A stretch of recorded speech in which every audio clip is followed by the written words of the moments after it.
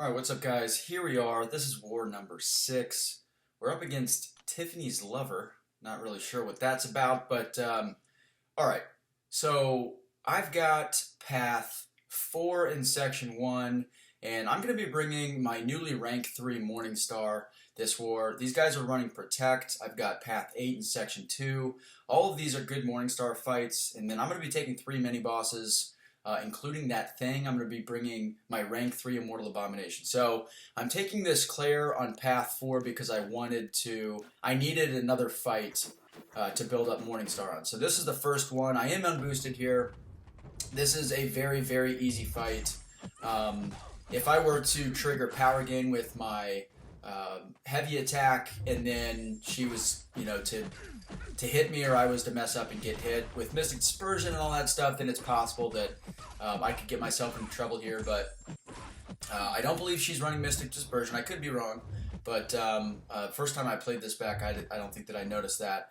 I am going to be pretty conservative here, make sure that once she gets to 2 bars of power, I'm not going to even hit her at all unless I'm like cornered and have no choice. But I just want to make sure that she's not getting to her SP3 because she's going to be throwing her heavies, her SP1s, and stuff like that throughout this fight. And underneath her health bar, you guys can see she's building up clairvoyance charges. And the more clairvoyance charges she has, if she were to throw an SP3, she's going to get bonus damage on the SP3 from all of those. They stack, or they max up to 20. And I don't think that I would get one shot by it, but the point is, it would do like insane damage. Now here, I made a little bit of a mistake. I was like, all right, I need to get a soul first, but I am running full suicides here. You guys can see that poison debuff on me, and the way that Morningstar's, soul buildup works, she'll like take your essence or whatever from her SP3. And then those essence charges, I don't know if that's what they're called, but they'll have to build up to 100 in order for her to convert those into a soul. And if she takes any kind of damage, whether it's through the block or from a damage over time effect, then those are just going to fall off. And if they go to 0, then you lose it completely. So what I need to do here is just end the fight on an SP3. If I do that, then I secure the soul automatically. So it's a super long fight. We're over 80 hits here. We're just going to be super, super safe. Try to bait out this SP1. There we go. And I am going to try to get her down to about 5% here just to be 100% certain that I'm able to kill her. So here I go, full combo, 5%. I'm going to even wait, be patient, get off another parry, hit her one more time. That actually was probably a really bad decision. I was doing it because I wanted to make sure, absolutely, and this node does apply weaknesses if you're far away from the opponent, but had I killed her there, I wouldn't have gotten a soul at all. Or had I killed her with that medium attack on accident, then I would have just wasted basically an opportunity to get a soul, which would have been not great. So, alright, I've got 2 souls now. You get one from the Awakened ability also, and then one from that Clairo fight. Now this fight, basically the goal is just to get up to an SP3 as quickly as possible. Every buff that he gets between the start of the fight and me throwing a special is going to apply a weakness debuff to me. You guys can see underneath my health bar. And we're already up to 17 weakness stacks. So I'm basically going to do no damage. You guys can see there, 250 on a crit. And they're just going to keep stacking. I don't care. So all I want to do is get up to the SP3. The SP3 is my first move. And then once I get to the SP3 and start collecting those essence charges or whatever they're called, I can convert that into a 3rd soul. There I'm at 50. I'm just going to play pretty safe here. I didn't mean to take that on the block. I thought I outranged it. And one thing that kind of threw me off a little bit was I'm running 5 out of 5 Mystic Dispersion here. It's going to help me a lot in the next fight against Colossus. Or not necessarily a lot, but it's going to help me a decent amount. And I think that that's a little bit overkill. So what I want to do is just get that 3rd soul, which I'll do once I get to, I'll do it after this actually, but once I get to 100 of those charges. And then once I get to a third soul, I want to use my SP2 to completely just vaporize him, basically, because of all of his buffs. So when those buffs end, I'm going to get just a surge of power from Mystic Dispersion. So I decided I'm just going to throw that SP1, and then here we were able to end the fight on an SP2, nullifying all those buffs. So it went well. I mean, it's a very safe fight, obviously, but it was a little bit, you know, I didn't anticipate getting that much power from Mystic Dispersion. 5 out of 5, I think, is too much here. So, all right, this node has Powerful from Afar. It's also got Rich Get Richer. So, you know, he's going to start with all of his armor buffs there. I wasn't expecting him to throw a heavy right away. So he just totally caught me off guard. And again, here I do want to get to the SP3 because my number one priority in this fight, other than winning the fight, is to pick up a 4th soul here. It doesn't... At this point, I would say that the souls aren't, like, imperative because the only fights that I'm using Morningstar for really are not difficult fights, but obviously the more you can get, the better, and in this fight, it's, you know, it's pretty easy to get another soul. So, alright, at this point I can start throwing the SP1. There I get my 4th soul. And it's going to start doing some burst energy damage, which is great. Dreamin' actually kind of is the primary source for, I think, most of 4 Loki's knowledge, or kind of the knowledge of the nuance of playing Morningstar. And SP1 is definitely the way to go. You want to get your soul, obviously, and then go SP1s as much as possible because, you know, their secondary energy damage can just be really, really crazy. There you go. I mean, 10,000, 7,000, 7,000, just on the secondary damage alone. So I lost a lot of health in that fight, unfortunately. This path does have passive heal block, but, you know, it's not really a huge deal. Now, I did run a Power Start 1 boost for that previous fight because I wanted to try to get my soul as quickly as possible. I still have it on for this fight, and that was just a mistake. So a lot of times you guys will see me use Magik, and if I'm using a Power Start 1 boost, I'll actually intentionally take a combo from the beginning to build up my power meter. But you don't want to do that against Doom, because obviously he'll inflict a shock on you, and if he decides to throw a heavy and it crits, he can really wreck your life. So I got into a kind of tricky situation there. He had an SP2. I just held my block.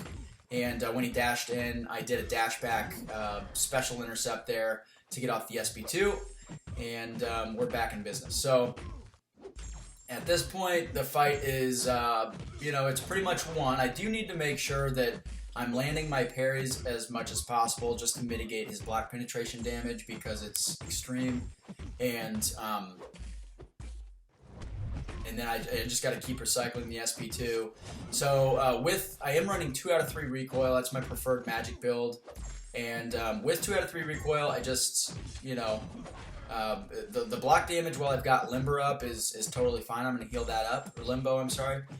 But I am losing quite a bit of health. So it looks like I've actually only got 1 out of 3 in recoil. I only lost 5% from that previous special, but there I lost 5% just from 2 blocked hits. So yeah, Doom he's a hard hitter through the block, obviously. All right, so here I've got 4 souls. I could use really any of my attackers for this fight. This is very, very easy. I just need to slow play this regen phase because he's fully unblockable throughout the regen. You know, I don't think that Dr. Voodoo is worth placing at all. But here, I guess it's a little bit tricky, and maybe to, like, maybe if he was super aggressive and you weren't able to intercept or something like that, he would be tricky on this node. Alright, so here, I don't know if this guy has Mystic Dispersion yet. I'm going to find out when my power gain buff expires, so I was trying to bait out the SP2, and then I just got caught on a dash back, and he landed it. Again, it's not a big deal. It's just going to cost me a potion because I am using Morningstar for a Venom on node 55, and we'll talk about that fight once we get there. But yeah, I just want to build up to my 5th soul, and then once I'm at 5 souls, it's just going to be recycle the SP1.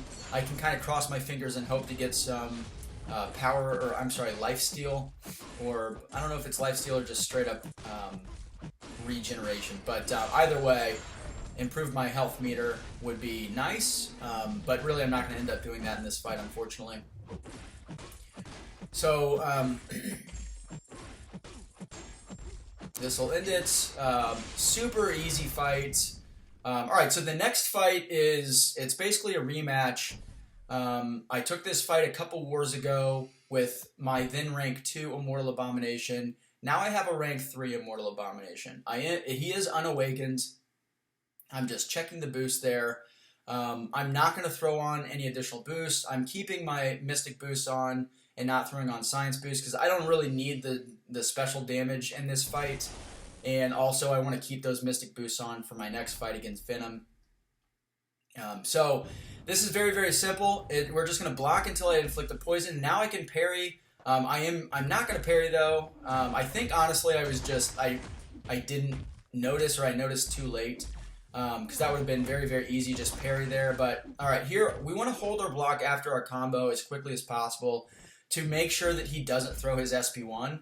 I want to beta heavy here so that I can get him up to 15 rock stacks before he throws a special. Obviously, so that we can clear his power.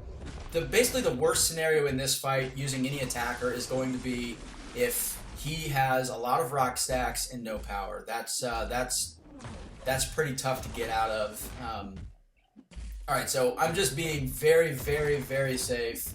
I do have Acid Burn on him right now, which is great. Normally, I would try to stay as close to him as possible, kind of like Omega Red, to maximize that damage. But he had too many rock stacks. He does throw his special too, and I think I triggered the dex on my phone, like I swiped too late, so it looked like I just stood there and took it. That obviously wasn't on purpose. And yeah, I mean, if you guys are comfortable fighting Thing, then this is really no more difficult than a Thing duel. Just pretend like he's stun immune, and just take all the block damage, because Immortal Abomination has a huge health pool. He's got a lot of physical resistance the more poisons he has on him, and of course he's going to heal from willpower with all those poisons. Poison does still mitigate healing against Immortal Abomination. To any other champ in the game, the mitigation is 30%, so it reduces healing potency by 30%. But Immortal Abomination, it's only 15%, which was a nice little addition to his ability set. I really appreciate that. I think that they just did an incredible job building this character. And he is...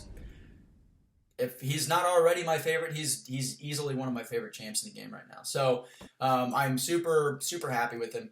All right, so I'm using the team heals because they're going to give me more health. And at this point, I was still under the impression that I was going to be taking the Apocalypse boss. Now in this fight, I'm kind of a little bit in my head about Apocalypse, to be completely honest with you.